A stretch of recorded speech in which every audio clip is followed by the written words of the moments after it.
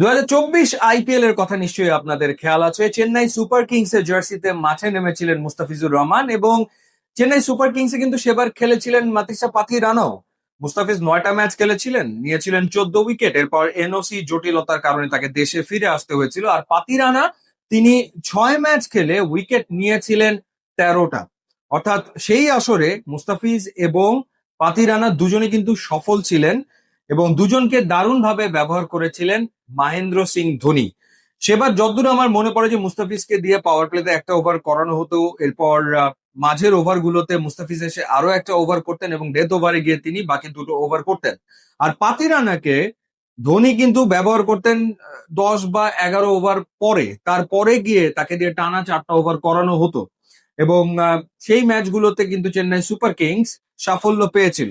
So এবারও আমার মনে হয় যে কলকাতা নাইট রাইডার্স মহেন্দ্র সিং ধোনির সেই কৌশল বা স্ট্র্যাটেজি ফলো করতে পারে এবং এই দুইজনকে তারা তাদের ডেথ ওভারে ব্যবহার করতে পারে একসাথে। সেটা হওয়ার একটা সম্ভাবনা ডেফিনেটলি রয়েছে। কেকেআর সুনির্দিষ্ট ভাবে টার্গেট করেছিল এই দুজন ক্রিকেটারকে এবং আপনি যদি অকশন দেখেন তাহলেই বোঝা যাবে পাতিরানাকে নেওয়ার ব্যাপারে তারা ডিটারমাইন্ড ছিল। সেই কারণে 18 কোটি পর্যন্ত দাম উঠে গেছে পাতিরানার এবং মুস্তাফিজকেও তারা নিয়েছে। প্রথমে দিল্লি এবং চেন্নাই সুপার কিংস ফাইট করার পর কেকেআর জয়েন করেছে এবং তারপর তারা 9 কোটি 20 লাখ রুপিতে মুস্তাফিজকে দলে নিয়েছে। সুতরাং এই দুজনকে নিয়ে তাদের স্পেসিফিক প্ল্যান আছে। হ্যাঁ, হয়তো কোনো কোনো ম্যাচে দেখা যাবে যে মুস্তাফিজ একাদশে থাকবে, পাতিরানা বাইরে থাকবে, আবার কোনো ম্যাচে হয়তো বা পাতিরানা খেলবে, মুস্তাফিজকে বাইরে থাকতে হতে পারে। বাট এমনটা হওয়ার সম্ভাবনা রয়েছে যেমনটা চেন্নাই করেছিল 2024 আইপিএল এ মহেন্দ্র সিং ধোনির ডেফিনেটলি পরিকল্পনায়, যে একই সাথে পাতিরানা এবং মুস্তাফিজকে ব্যবহার করা এবং ডেথ ওভারের 4টা ওভার এই দুজনকে দিয়ে করানো, সেটা হতে পারে। যদিও পাতিরানা লাস্ট সিজন সিএসকে তে খুব একটা ভালো কাটেনি, তিনি 12 ম্যাচে 13 উইকেট নিয়েছেন, ইকোনমি ছিল 10-এর উপরে, 32টা হোয়াইট বল তিনি লাস্ট সিজনে করেছেন। বাট দেন এগেইন আমার মনে হয় যে তাকে নিয়ে কেকেআর এর একটা প্ল্যান তো আছেই। এছাড়া তাদের যে বোলিং লাইন আপ সেইখানে সুনীল নারিন তো রয়েছেনই, সাথে বারুণ চক্রবর্তী রয়েছেন, দুজন একেবারে টপ ক্লাস স্পিনার তো রয়েছেন। ক্যামেরন গ্রিনকে তারা রেকর্ড পারিশ্রমিকে দলভুক্ত করেছে।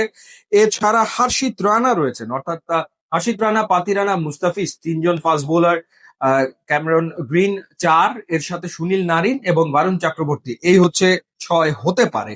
এরপরেও তো বিভিন্ন ম্যাচে বিভিন্ন কম্বিনেশনে তারা আসলে খেলবে এবং সেই অপশনগুলো তাদের ডেফিনেটলি রয়েছে। সেখানে তাদের রয়েছে ভাইভা আরোরা, এরপর রয়েছে আকাশদীপ, এরপর রয়েছে উমরান মালিক রয়েছেন, এরপর সোলাঙ্কি এবং কার্তিক তিয়াগী রয়েছেন। বাট যে প্রথমে যে 6 জনের কথা বললাম, এই 6 জনই আসলে কলকাতা নাইট রাইডার্স এর এই আসরের মূল বোলার হতে চলেছে। এছাড়া ব্যাটিং এর ক্ষেত্রে তো ডেফিনেটলি তাদের ভালো কিছু পিক রয়েছেই। তারা ফিন অ্যালেনকে নিয়েছে, পরবর্তীতে রাচিন রবীন্দ্রকে নিয়েছে, টিম শেফার্ডকে তারা নিয়েছে। সো ওভারঅল দুর্দান্ত টিম, বাট বোলিং লাইন আপটা সত্যিকার অর্থে দারুণ। এখন দেখার ব্যাপার যে কিভাবে তারা তাদের বোলিং লাইন আপটাকে সাজায়।